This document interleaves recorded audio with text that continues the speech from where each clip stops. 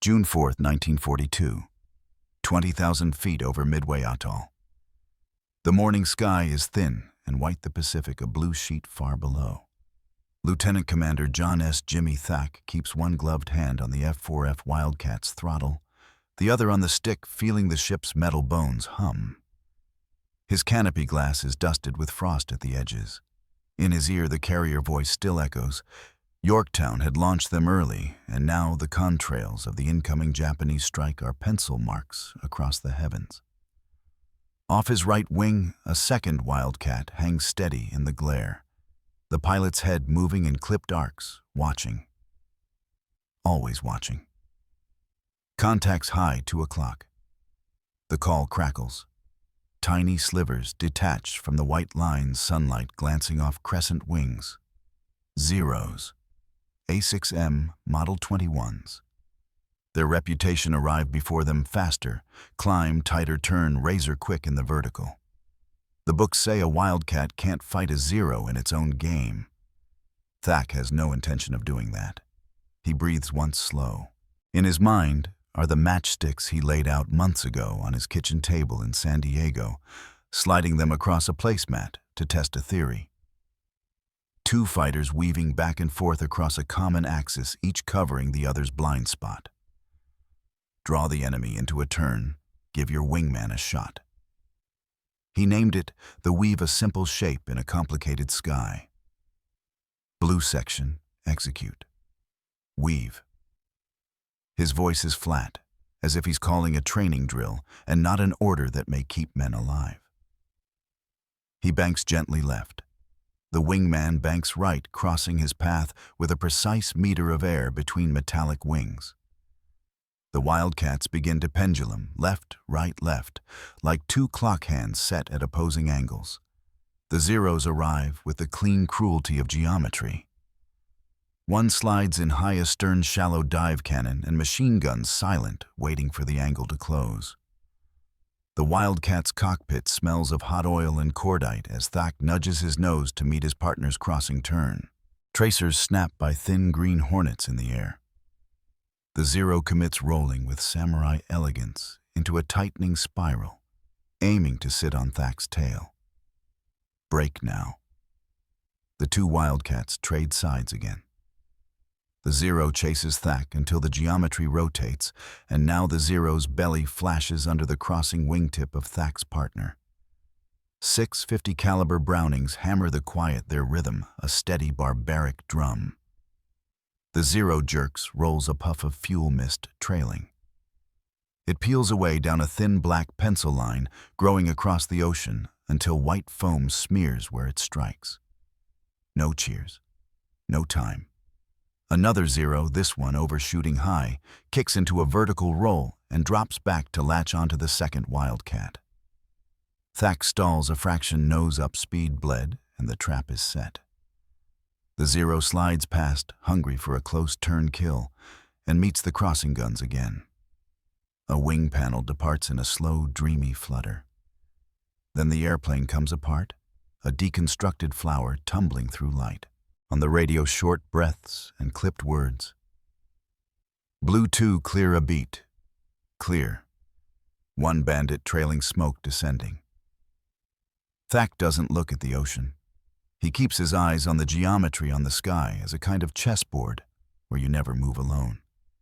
He hears the distant chaos of Midway's AA batteries thudding, sees glints of SBDs headed to the horizon. But his war is two Wildcats moving like paired dancers, never straying more than a few hundred yards from the invisible axis that ties them together. A Zero tries a high yo-yo, sweeping down to cut the weave in the middle. Thach rolls, flattens, and keeps the pendulum's heartbeat. His wingman is there at the exact instant, crossing under, putting a wall of tracers into the Zero's path. The Japanese fighter jinks the pilot, disciplined, trained on formation attacks, and Scissors has to choose between a perfect shot that exposes his belly and a safe line that offers no kill. He chooses survival. He peels away. They all peel away eventually, when the weave holds. Somewhere above the grand battle unfolds, carriers sending and receiving destruction.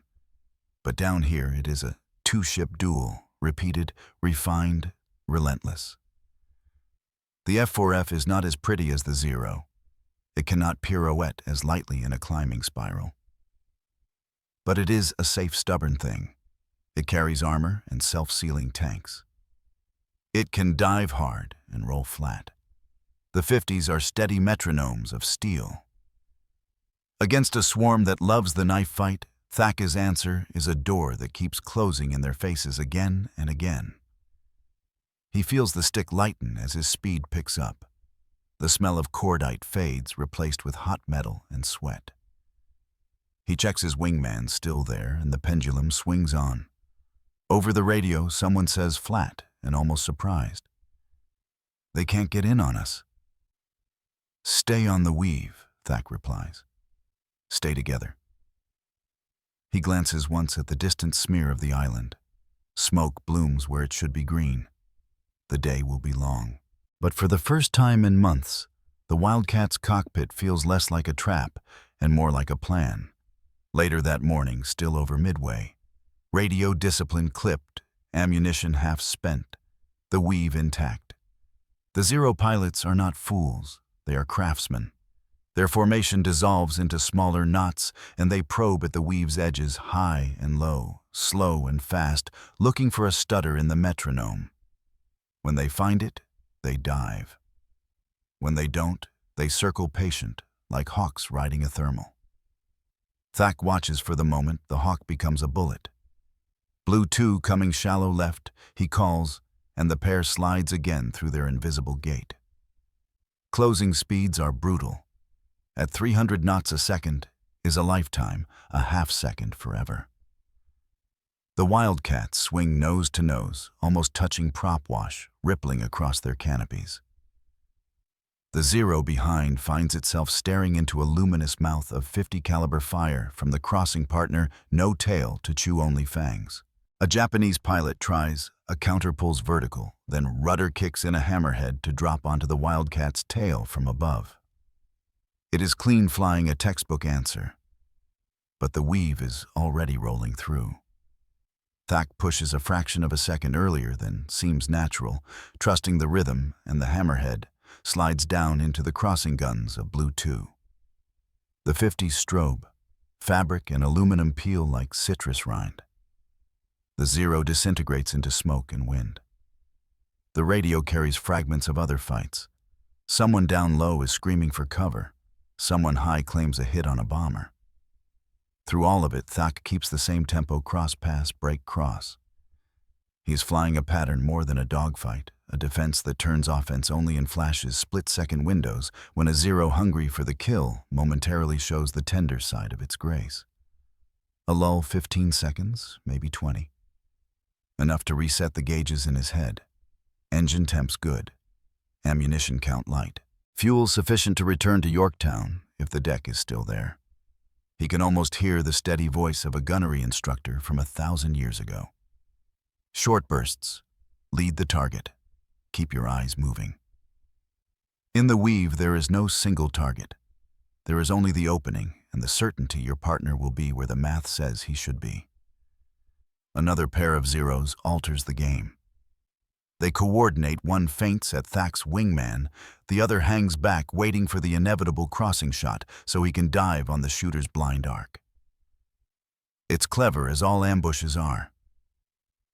Thach recognizes the set in a flash. He breaks a beat early on purpose. It seems wrong his belly flashes for a fraction longer than the book allows, but it rotates the entire figure 8 pattern half a turn like a dancer switching lead mid-step. The waiting Zero dives to where the shot should be and finds only empty air. In that void, Thach snaps a burst 2 seconds, maybe 3. The Zero trails white. The pilot, alive, rolls into a dive for home. Below the island coughs more smoke. A mile off the beam, a Wildcat spirals with a Zero in a private duel. The pilot, forgetting the only rule that matters today, never fight alone. Thach wills the man to see it, to feel how the air itself can be harnessed when two pilots knit their lines together. The private duel ends in a line of spray. Cactus will need this. he murmurs almost to himself, though he doesn't yet know the name.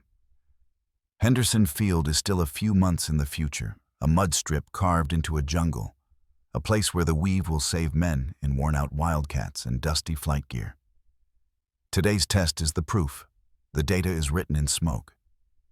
The last engagement comes like a final exam. 3 zeros. 1 high, 2 low, bracketed timed. Thach feels the fatigue in his shoulders and the heat in the cockpit. He slides left, and his wingman slides right, and the shape holds. The high zero stoops and finds himself staring down the barrels of a crossing ship. He flinches, rolls, hesitates. The lower pair pounce in the hesitation, one chasing each Wildcat, and the Weave spins twice in quick succession, a tight double helix of aluminum and intent. The second zero wanders a foot too deep into the pattern. A slow motion beat of tracers finds the engine. The fighter convulses and falls silent. They are not invincible now. That is not the promise the Weave makes. It only promises that if you keep the rhythm, if you refuse the seduction of the solo duel, your enemy will meet your partner's guns more often than he meets your tail. When the final zero breaks off to the east, the Wildcats level, breathing hard. Thach looks once at the horizon, where he knows Yorktown should stand. Whether the ship survives the day is a different battle. Blue section form on me. The tone is matter-of-fact. The geometry recedes. The ocean spreads out again, the sky widening around them, bright and pitiless. In the months ahead, pilots will take this shape to other skies, to the marbled blue above the eastern Solomons, to the wet green air over Guadalcanal, to a mud strip named Henderson, where everything smells like hot oil, damp uniforms and cordite.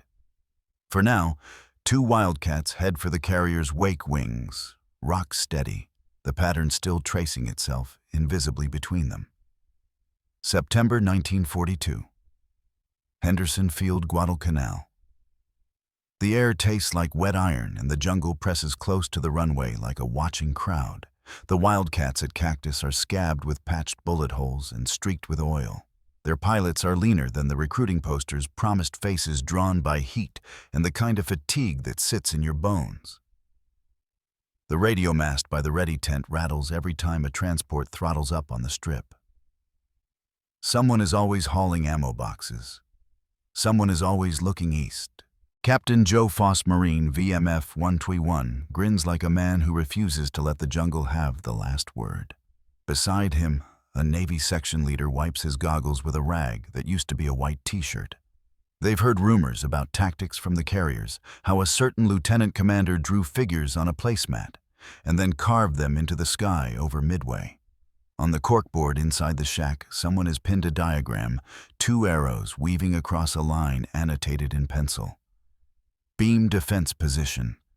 The name is less important than the habit it demands. A siren yowls. Men move. Engines cough and catch. The F4F4s waddle to the edge of the strip and leap into the sticky air 2 at a time. Above the canopy, clouds pile like a painter's brushwork.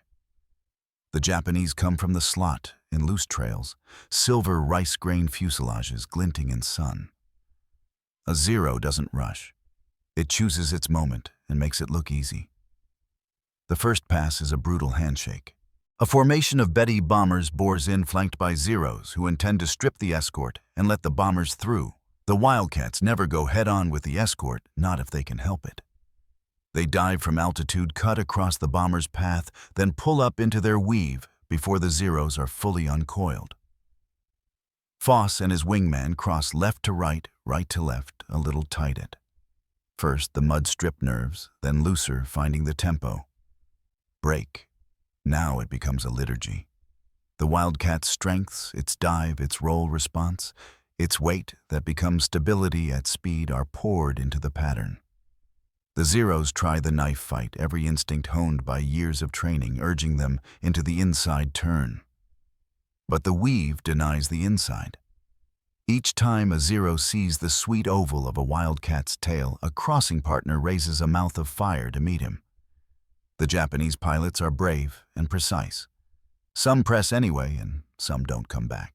On the ground, the maintenance chief keeps a tally on a clipboard, not because of victory marks, but to track what breaks most often.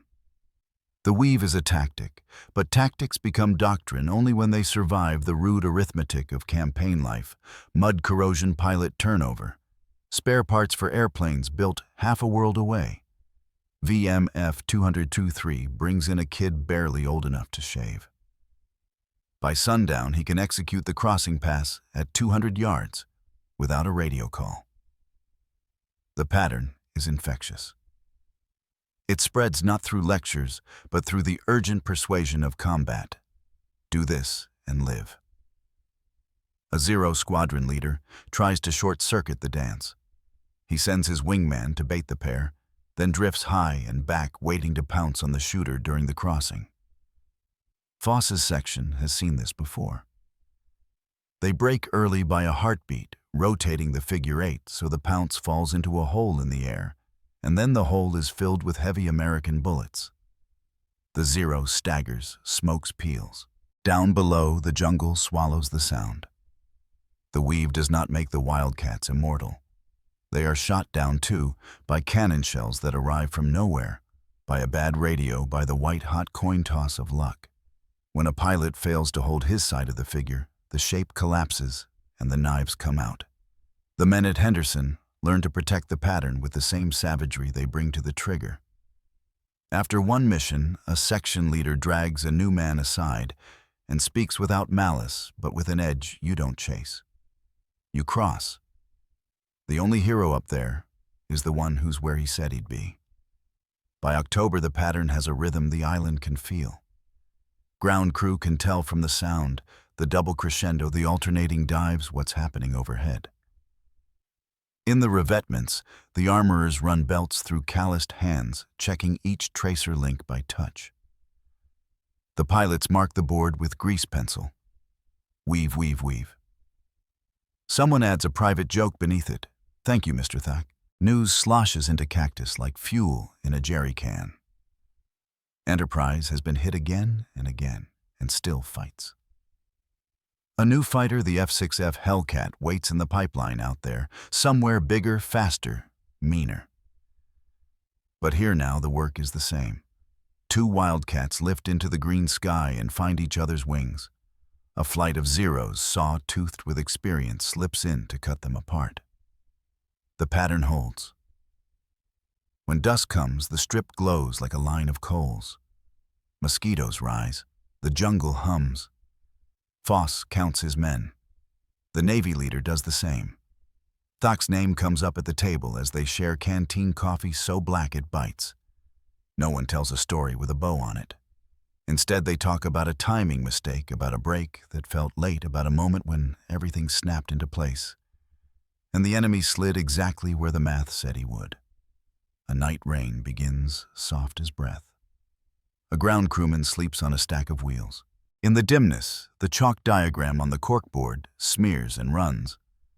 But by now, no one needs the drawing. Early 1943. Espiritu Santo to Pearl Harbor, to stateside training fields, where fresh pilots taxi with the nervous care of men carrying ideas as much as fuel. The Thach Weave is no longer a rumor. It moves through squadrons in check rides and ready-room chalk talks, in sea stories trimmed of brag and studded with numbers, merge speeds, crossing distances, break angles. Instructors fly it low and slow for students, then at combat speeds where mistakes buzz like hornets. A kid who grew up on flat Kansas fields learns to feel in his wrists and forearms the moment to break toward his partner. The weave is physical now, muscle memory wrapped around steel. On the line, tactics are an economy. Anything that protects a pilot long enough for him to learn protects the next pilot he teaches in turn. In the Central Solomons, Wildcats from Saratoga and Enterprise carry the pattern into furball skies. At Russell and Munda Marine sections, stitch figure eights into the humid air. The A6M remains deadly. It kills men who misjudge sun angles, who mishear a call, who chase. Yet the kill ratios begin to bend. The early war despair, the sense that the Zero was a ghost a wildcat could never catch, fades into a sober respect. And a new calculus, 2 against 1, crossing fire, deny the tale. Even Japanese combat reports, stripped of emotion, begin to note a change. American fighters are harder to saddle, harder to trap in the flat turn. The ones who turn back to help a friend do not do so alone. They bring the partner's guns with them, as if friendship itself has mass and momentum. Some Zero leaders adjust more slashing attacks, less lingering in the horizontal. But the hunting grounds have narrowed. The moment of the easy knife fight is disappearing. Thach, now a name that circulates with a kind of quiet reverence, avoids the trap of the guru. He keeps the language plain. You can't outturn him, he tells a room, so don't try. He'll come to you if you give him a reason. The reason is always the same, an exposed tale that is never truly exposed. A wildcat that shows an invitation and then draws a curtain of fire across the doorway as the guest steps inside.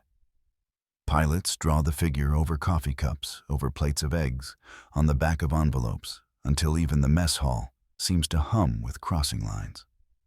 By mid-1943, the fleet receives its next instrument, the F4F Wildcat, a bigger, faster cat built for the Pacific's long miles.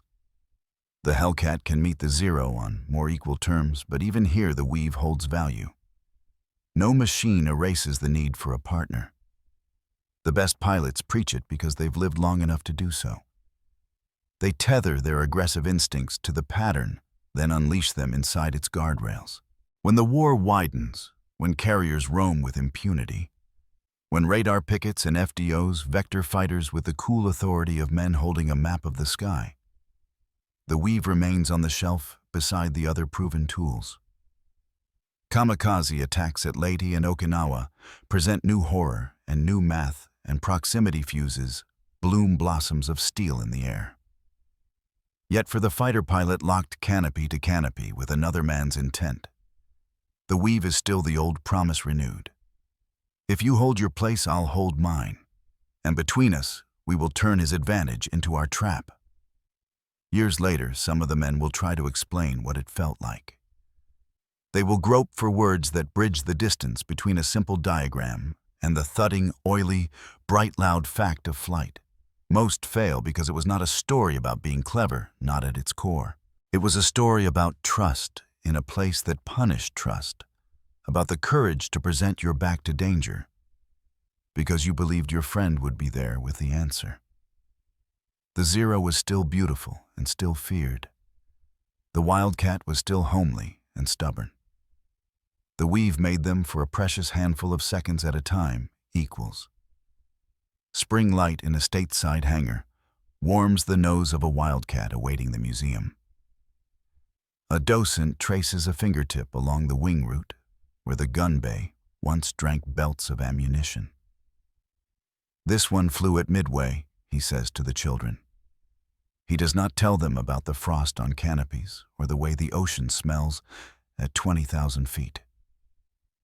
He does not tell them about a man with matchsticks at a kitchen table or about the arithmetic that kept friends alive. He points to a diagram drawn on a placard and says, "They called it the Thach Weave." It changed everything. The children nod.